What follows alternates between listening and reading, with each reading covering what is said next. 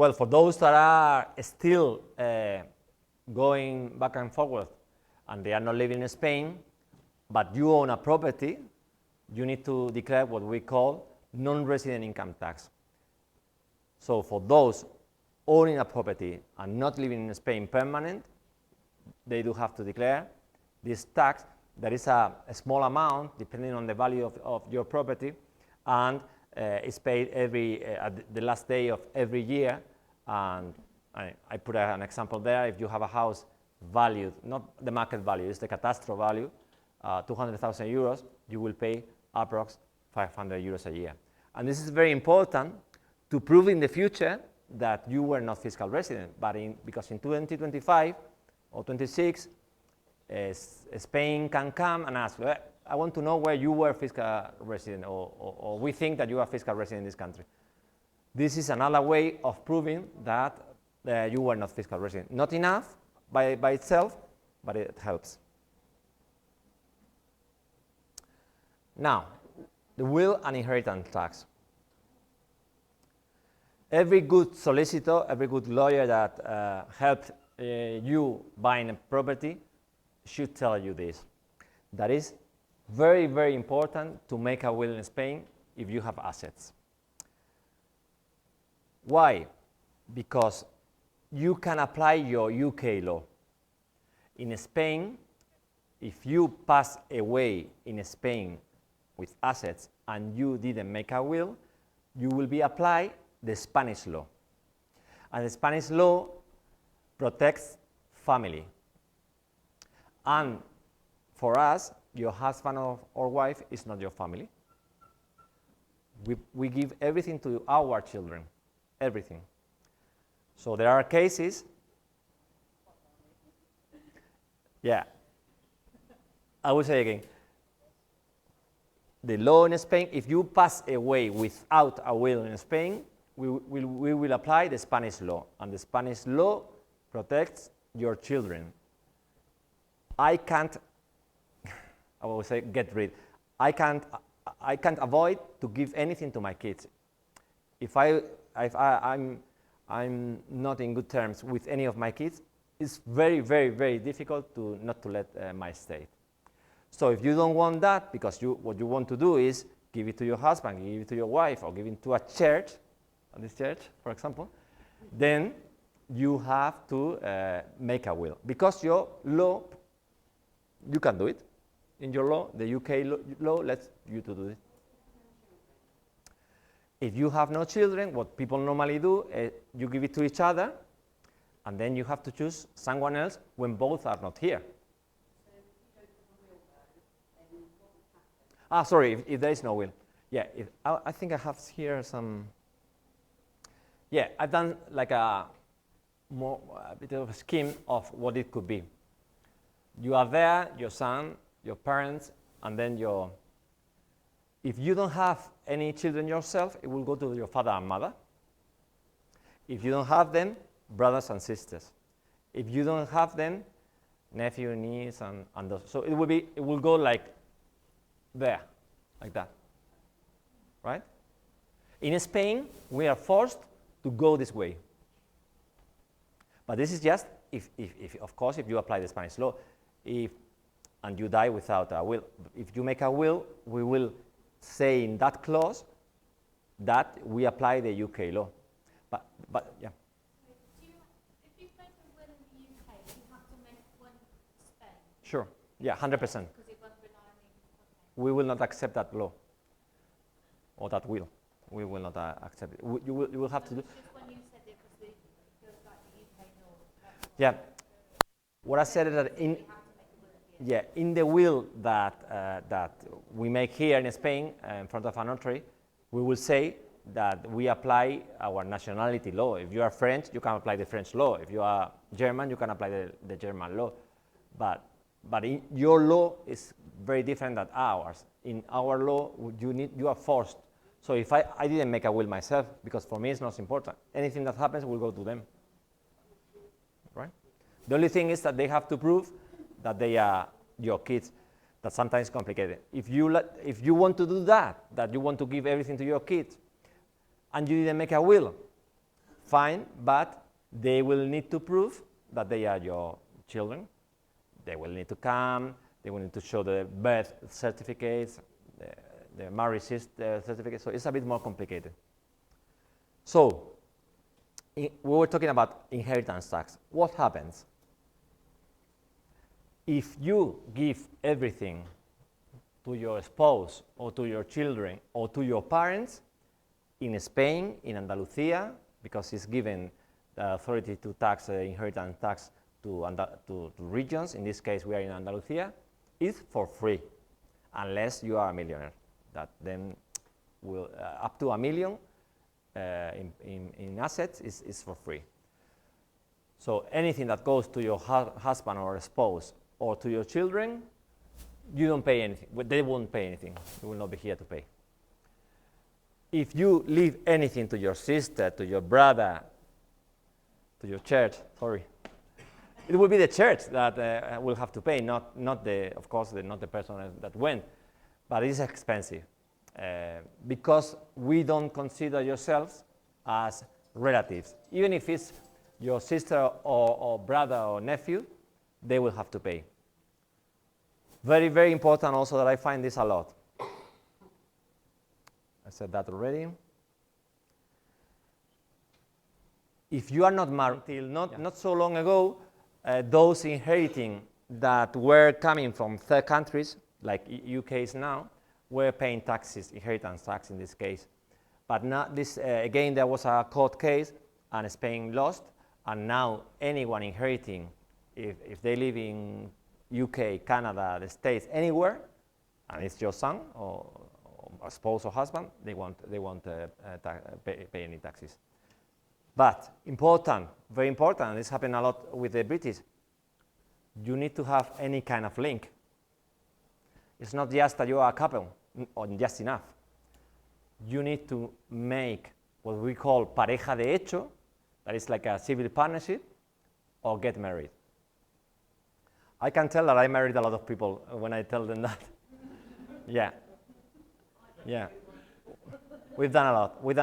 I mean, people, they've been together a long time, they buy a house together, and when I tell them that if they are not married, they have to pay inheritance tax, the personal life, they get married. And it's easy. You can get married in Spain or in Gibraltar, or we can do what we call a Spanish civil partnership that is called pareja de hecho. It's a document that says that you have a kind of relation, right? So very important. You need to have any kind of link. Another important tip. This example, this gentleman is saying, my wife, we are married, she has a kid, but it's not mine. If you leave your estate to him, he will pay, because you are not blood related with him, even if you are married. So be careful to leave your estate to a step-daughter, step-children, because they will pay. When there is no option, there is no option, but just think that they will pay. They will pay at least with the actual law. But you have a problem because this is what normally happens. You normally don't pass away together. You pass away, one of you pass away. And what some people do is, okay, we leave everything for our 4 kids, even if they are not mine. Your 2 kids will not pay anything, but your kids will pay. So I will try to find, you don't know where I'm going to buy. No, it's nothing to do with the name. That's why it's important to make a will, because in that will you will say, my son was born that day, this is the full name, so this is already written, and this, you don't have to prove after that. But the important thing is that what I would not do is, imagine your situation, one pass away, and then everything goes to you, and then you pass away, everything in 4 parts. This will be a problem, not just because there will be 4 owners of a property. What I would do is, if you can, sell the property before something happens and divide the money.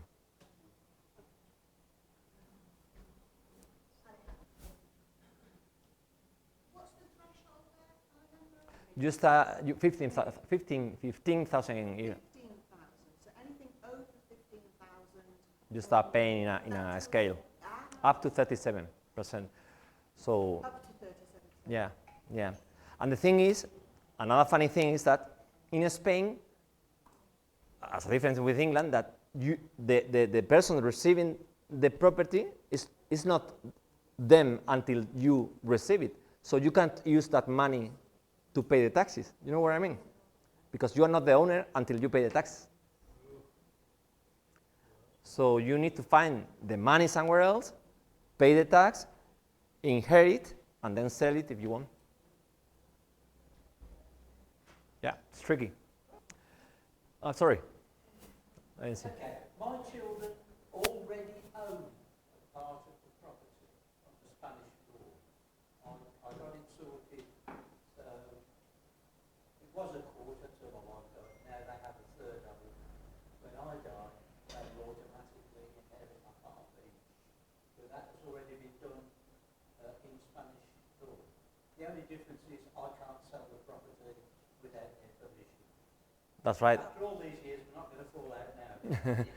This happens if your wife or husband passed away, and she thought or he thought that it was better to give it to your kids instead of your husband. You will have a co-owner. You have a partner, and they both together need to sign to do anything with you. No, I mean if you want to sell it. If you want to sell it, they need them to sign. Correct. Yeah, and get any. Yeah, sorry. If you're not fully resident and you own a property with your Partner? partner Not married. does the same apply? Yeah, that's. If one of us passes away, but we're not fully resident, Yeah, it's nothing to do if you are fiscal resident or non-fiscal resident, because the property is in Spain, and you have to apply the inheritance tax from Spain. So if you have a co-ownership with, it's like if you have it with me, we don't have, in theory, anything together, any paper signed. So this will be applied.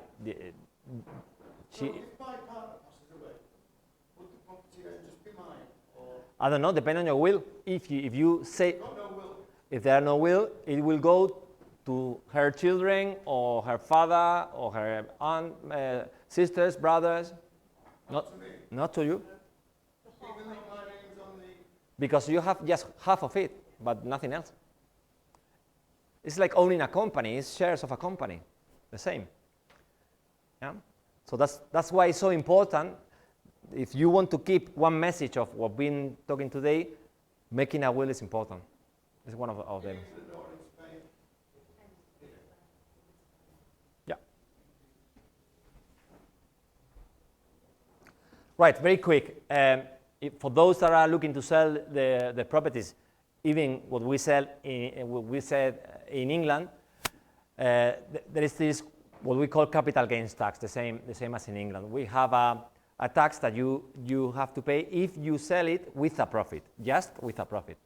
And then what you have to do is you have to take the price you paid for the property plus all the costs, all the stamp duty, notary, land registry, your solicitor, your surveyor, anything that you paid when you bought it, minus the selling price. If there is a profit there, you have to pay what we call capital gains tax. Is that minus the selling price plus taxes? Yeah, but when you sell, you just pay a small tax that is called plusvalia. It's a council tax, so it's not going to increase a lot the selling price. Plus, well, you could add also your solicitor, your lawyer. I don't know if you have to do something services, the state agency. If you can deduct if you have always an invoice. Yeah, you can deduct that. So how much will you pay? If you are non-resident, this means that you are not paying taxes in Spain. You will pay 19% on that profit. If you are resident, you will pay from 19% up to 26%, depending on the profit that you are making. The first 6,000 you pay 19, from 6,000 to 50,000 you pay 21, and then onwards. Okay? Now, what happens to those that are selling the house but are above 65? If you are selling your house, your main house, and you are above 65, no matter the profit you make, you won't pay any taxes. You're happy.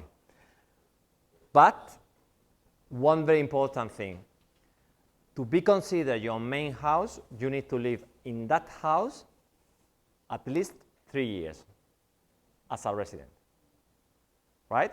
So I have cases, people buy one property and they want to sell it after the second year of ownership. This will not apply, right? So this is just for your main home. You could do as many times as you want, but you need to live in that house at least 3 years, right? It's the way they consider Spain that this is your main home.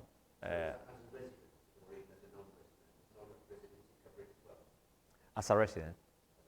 I had a case that we appealed because the first year was non-resident and we won because you were the owner.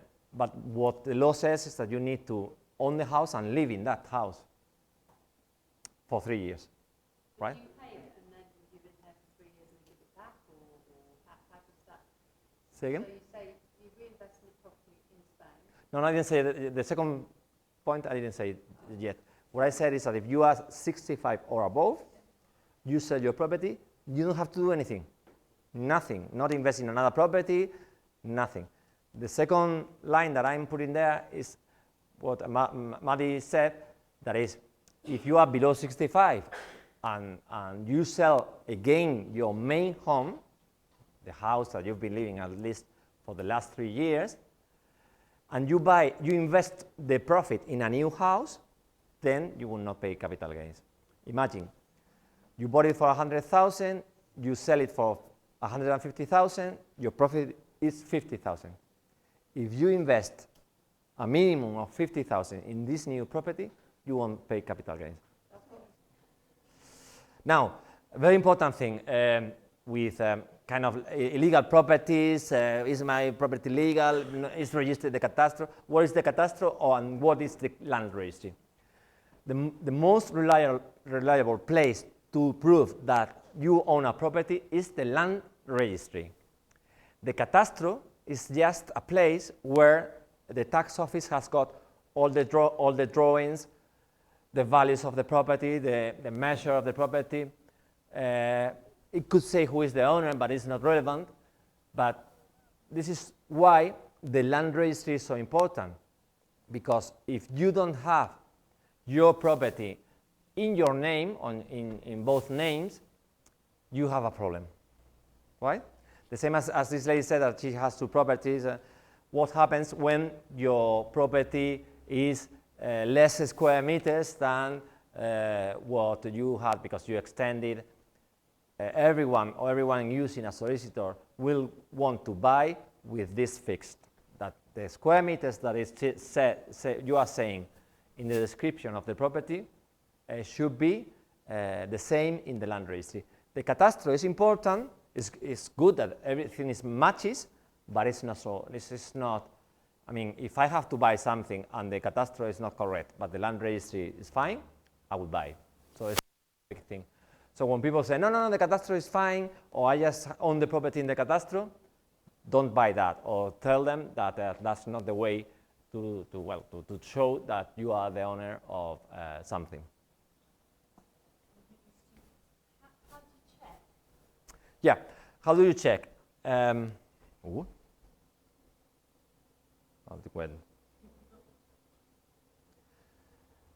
This that I'm showing here is what we call nota simple. A nota simple, you can go yourself to the land registry, depending on where you buy. Always when you read your deed, it says the land registry what belongs. You can go to any land registry and apply for what we call nota simple. I don't know, in Albox I think belongs to, do you know where? I think it belongs to Purchena, no? I think it belongs to the land registry. Yeah, the land registry normally Purchena. So we will say here it's saying registro de la propiedad de Alicante. In this case, this example is from Alicante, but it would say registro de la propiedad de Purchena. The number of the property, there are some numbers, and here it will say who is the owner and how do you own. It's important, because if you own 50% each, should say that, should say both names there. So in the nota simple, also you will have a description of the property, where it says the number of square meters that you have, more or less the plot that you have.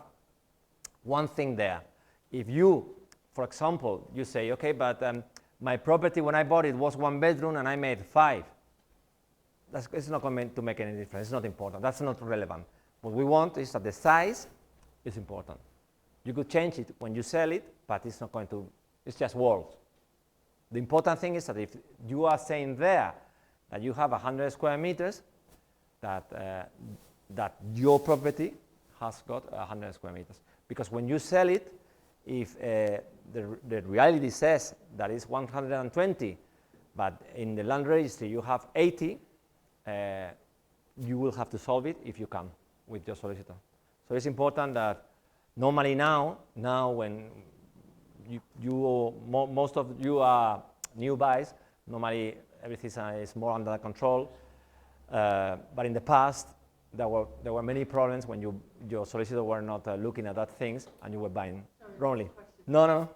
So if we get planning permission, which we have done for everything we've done, does that override and update the registry? No, you have to make an escritura. To go to the, to be able to register something at the land registry, you need to make a deed at the notary.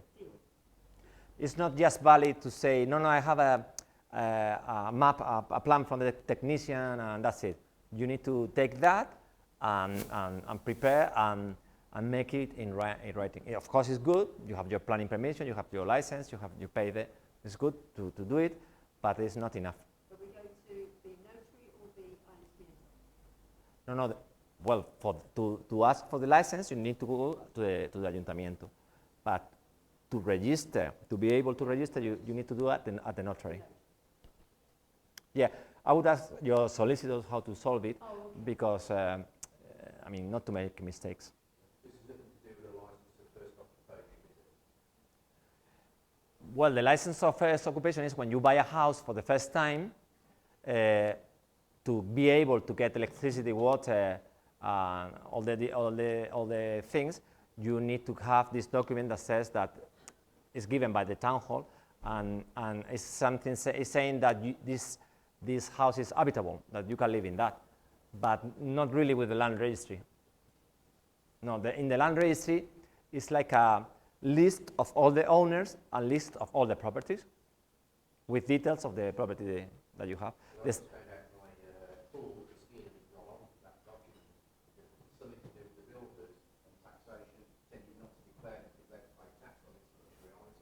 they told you that? Yeah, the day that you are it could happen two things. That if it's not, let's say, legal, of course it's legal, but yeah, the town hall could come and try to punish that. And the day you are looking to sell, the buyer, through the solicitor, will force you to amend that. If it's been more than 6 years since you did that, you could solve it right now. If it's less, you can wait and do it after. Of course, it will be 6 years since the original build. in 6 years since you finish the pool. Any extension that you did in your house, imagine that you did an extension for a garage or a swimming pool or a garden, things that you want to make it correct and put it there, but you didn't ask the proper paperwork. You need to wait 6 years, because after 6 years, in theory, this is like, let's say, legal or valid to be able to go to the notary and register. But you need to do it at the notary, land registry, and so on. Not at the town hall with the license. Yeah, you can use the license to be able to register or to make the deed, but it's not enough. Because if I read the description of your house, it will say a house with a plot or whatever, but it's not including the pool. But I go there and the pool is there. And I want that to be solved. And I won't buy that property until this is solved. Right? The same as if you have a mortgage on the property or an embargo, that is, if you didn't pay anything and the house is responding, it will show here. In here it's not very clear, but it's saying that they have a mortgage from a bank in this example. Right? So if you have a mortgage or any charge, it will be there. And before you buy, you need to take it off, get rid of that.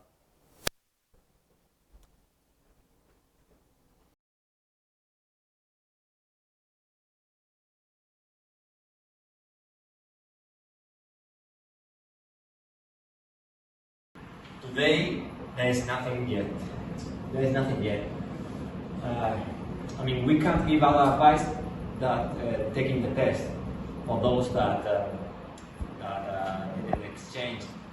But I think this will, of course, be solved in the future because there is so many people in that situation that I'm sure they will have something soon. Of course, now, today, if you are driving, you are able to drive, then something happens, an accident, or you, in theory, do not have a driving license. So it's important.